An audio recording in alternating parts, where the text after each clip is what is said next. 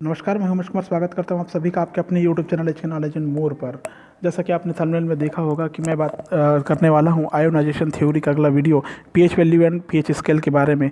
इससे पहले आपने आयोनाइजेशन थ्योरी से संबंधित काफ़ी सारे कंटेंट देखे थे, आर्हेनियस सिद्धांत के दोष देखे थे, आर्हेनियस के अनुसार अम्ल और क्षार क्या होता है उसके बारे में बात किया था, लवण क्या होता है उसके बारे में बात किया था। ठीक है, इस वीडियो में हम लोग बात करने वाले हैं पीएच वैल्यू और पीएच स्केल के बारे में। मैं बताऊंगा इसमें कि पीएच स्केल की खोज किसने किया, पीएच मान किसने किया। चलिए शुरू करते हैं वीडियो। सबसे पहले मैं बात करूं इस वीडियो के माध्यम से, तो pH value and pH scale में हमें ये पता होना चाहिए कि हाइड्रोजन आयन कॉन्सेंट्रेशन क्या होता है। ठीक है, हाइड्रोजन आयन कॉन्सेंट्रेशन क्या होता है, हाइड्रोजन आयन सांद्रण। किसी भी विलयन में हाइड्रोजन आयन सांद्रण उसके प्रति लीटर में उपस्थित ग्राम आयनों की संख्या के बराबर होती है। ठीक है, इसको मैं इस प्रकार लिख सकता हूँ कि हाइड्रोजन आयन सांद्रण के प्रति लीटर में उपस्थित ग्राम आयनों की संख्या के बराबर होती है। हाइड्रोजन आयन सांद्रण प्रति लीटर में उपस्थित ग्राम आयनों की संख्या, विलय में उपस्थित ग्राम आयनों की संख्या के बराबर होती है। ठीक है, के बराबर होती है। ये होता है hydrogen ion concentration.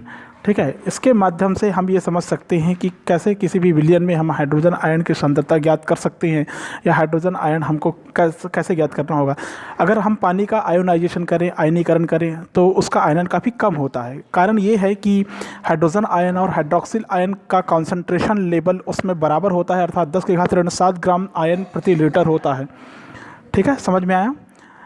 Hydrogen ion और हाइड्रोक्सिल आयन कॉन्सेंट्रेशन 10⁻⁷ ग्राम आयन प्रति लीटर के लगभग होता है। समझ में आया। तो इसको इस प्रकार से भी देख सकते हैं। अगर हम जल का आयनन करते हैं तो इस प्रकार लिखें उसको कि KH2O, जहाँ पर KH2O यहाँ पर जल का आयनिक गुणनफल होता है। KH2O आयनिक गुणनफल, ये मैं नोट कर देता हूँ यहाँ पर, आयनिक गुणनफल। ठीक है, जैसे आप देखते हैं कि पानी का अगर हम आयोनाइजेशन करते हैं, हाइड्रोजन आयन और हाइड्रोक्सिल आयन बराबर मात्रा में आपको दिखाई देता है। ठीक है, पानी के आयनन के अनुसार दोनों की वैल्यू अगर बराबर है तो ये हो जाएगा 10⁻⁷ गुणित 10⁻⁷ बराबर हो जाएगा 10⁻14 हो जाएगा। ठीक है, इसकी स्थिति के आधार पर हम लोग ये डिसाइड करते हैं कि किसी भी विलयन में उपस्थित हाइड्रोजन आयन उसकी अम्लीयता को, हाइड्रोक्सिल आयन उसकी क्षारीयता को, और दोनों की वैल्यू अगर बराबर हो गई तो वो कहलाएगा उदासीनता को दिखाएगा या उदासीनता को बताता है। जैसे न्यूट्रल अगर उदासीन की बात करें तो उसका हाइड्रोजन आयन की सांद्रता होगी 10⁻⁷ ग्राम आयन प्रति लीटर होगी। अगर एसिड या अम्लीय की अगर बात करें, अम्लीय विलयन की बात करें, तो वो होगा हाइड्रोजन आयन की वैल्यू यहाँ पर 10⁻⁷ ग्राम आयन प्रति लीटर से ज़्यादा होगी। अगर एल्केल्स की बात करें, क्षारीयता की बात करें, तो हाइड्रोजन आयन की वैल्यू 10⁻⁷ ग्राम आयन प्रति लीटर से कम होगी। इसको इस प्रकार से देख सकते हैं। इसके आधार पर आप ये तय कर सकते हैं कि यहाँ पर विलयन के 3 प्रकार बन रहे हैं, उदासीन, अम्लीय और क्षारीय। ठीक है, उदासीन, अम्लीय और क्षारीय। यदि किसी अम्लीय विलयन में हाइड्रोजन आयन और हाइड्रोक्सिल आयन की संख्या आपको पता है तो आप बता सकते हैं कि कितना प्रबल अम्ल होगा या कितना दुर्बल अम्ल होगा इत्यादि के बारे में बात कर सकते हैं। 10⁻14 यह दर्शाता है कि पानी की जो आयनन है उसको दर्शा रहा है। यदि किसी अम्लीय विलयन में हाइड्रोजन आयन 10⁻³ ग्राम प्रति आयन प्रति लीटर है, तो हम इसमें हाइड्रोक्सिल आयन की मात्रा कैसे ज्ञात करें, है ना। एक क्वेश्चन, एक एग्जांपल।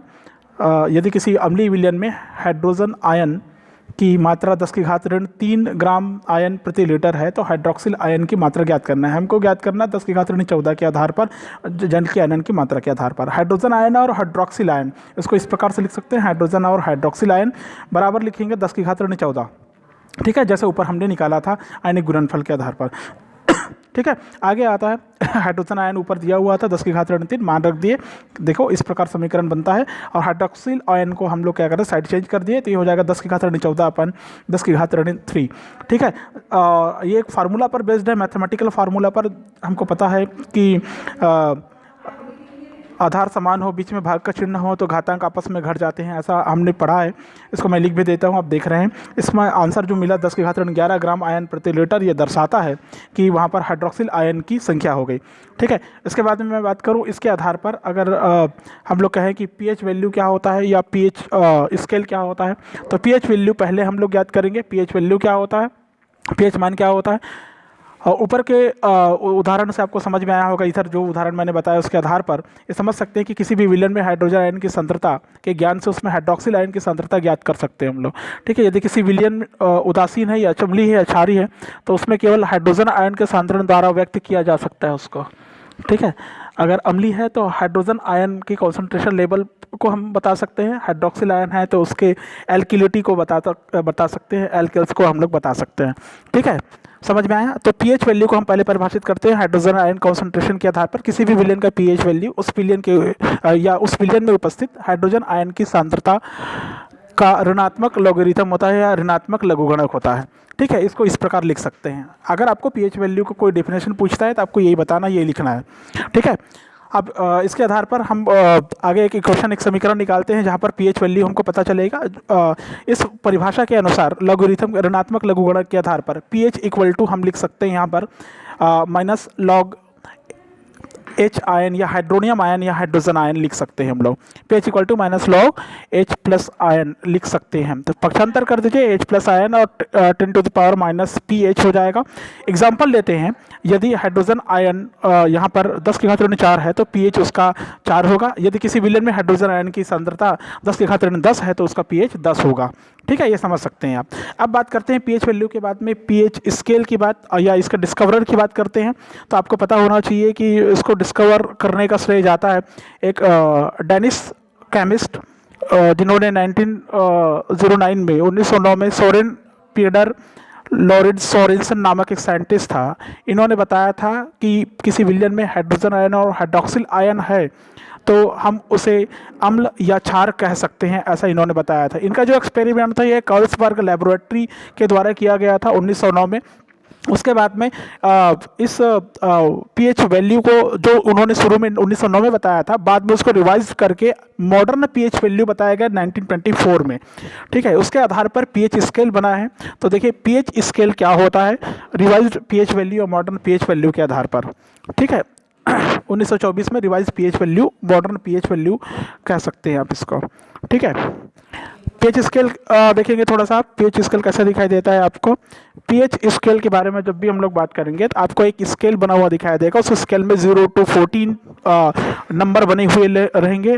इस प्रकार के अपन ब्लॉक बना सकते हैं। इसको 14 सेगमेंट में मैं बांट दूंगा, 0 फिर 1 2 3 4 5 6 7 8 9 10 11 12 13 14। ठीक है, 14 तक करने के बाद में आखिरी वाला जो एक्स्ट्रा बचा है उसको छोड़ देते हैं थोड़ी देर के लिए। ठीक है, अब देखिए यहाँ पर हम उसमें मार्किंग कर देते हैं 1 2 3 4 5 6 7 8 9 10 11 12 13 14 कर दिए। ठीक है, इतना तक करने के बाद में हमको पता होना चाहिए अगर किसी विलयन का पीएच वैल्यू अगर 10 की घात ऋण 7 है तो वो उदासीन कहलाएगा। मतलब उसमें हाइड्रोनियम आयन की सांद्रता क्या होगी, 10 की घात ऋण 7 होगी। ठीक है, अगर 10 की घात ऋण 7 है कहने का मतलब होता है हाइड्रोक्सिल और हाइड्रोनियम आयन की सांद्रता यहाँ पर बराबर होती है। 7 से कम है, 0 से लेकर 7 तक है तो ये अम्लीय होगी। ठीक है, अगर हाईली की बात करें तो 0 to 2 तक इसको प्रबल अम्ल कहेंगे। 0 से 2 तक अगर उसका पीएच वैल्यू आता है तो प्रबल अम्ल कहेंगे। और 2 से अगर 7 तक जाए, 7 के पहले तक जाए तो ये कहलाता है दुर्बल अम्ल, दुर्बल अम्ल कहलाएगा। इसको मैं अलग से लिख के बता दूंगा, ये हाई हो गया और इधर हो गया लो। ठीक, वैसे ही इस साइड में आपको देखने को मिलेगा, ये हो गया लो और उसके बाद में होगा हाई कॉन्सेंट्रेशन लेवल कहलाएगा। ठीक है, ये अम्लीयता और क्षारीयता, इसको इस प्रकार से भी आप समझ सकते हैं। अम्लीयता और क्षारीयता को उदासीन बिंदु जहाँ पर मिलता है आपको 7 मिलता है, 7 से पहले हाइड्रोजन आयन अगर इंक्रीज करता है तो वो अम्लीय आयन को, अम्लीय विलयन को दर्शाता है या एसिडिक सॉल्यूशन को दर्शाता है। और अगर 7 से ज़्यादा अगर आपको दिखाई देता है तो वो एल्किल या एल्केलाइड सॉल्यूशन को दर्शाता है। ठीक है, जिसमें हाइड्रोजन आयन का जो लेवल होगा वो डिक्रीज होगा और हाइड्रोक्सिल आयन की जो लेवल होगा वो इंक्रीज होगा। समझ गए? अब यहाँ ये इंक्रीज होगा हाइड्रोजन आयन और इधर होगा हाइड्रोजन आयन डिक्रीज और हाइड्रोक्सिल आयन इंक्रीज होगा। ठीक है, यहाँ पर हाई और लो आप समझ गए होंगे। ठीक है, इसको मैं यहाँ पर एक अलग से चार्ट आउट कर देता हूँ, आपको ज़्यादा अच्छे से समझ में आ जाएगा। स्ट्रॉन्ग एसिड के बारे में बात करते हैं तो 0 to 2 तक अगर पीएच वैल्यू है तो स्ट्रॉन्ग एसिड होगा। अगर वीक एसिड की बात करें 2 to 7। ठीक है, ठीक वैसे ही स्ट्रॉन्ग एल्किल की बात करें अगर हम तो 7 से 9 और वीक एल्किल्स की बात करें तो 9 से 14 तक हो सकती है। ठीक है, वीडियो समझ में आ गया होगा। नेक्स्ट वीडियो फिर मिलेगा। Thank you.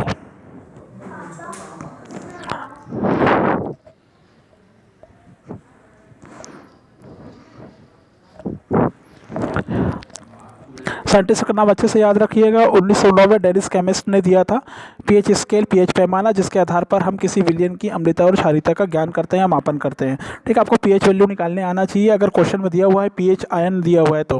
ठीक है, इस वीडियो में इतना ही। Thank you.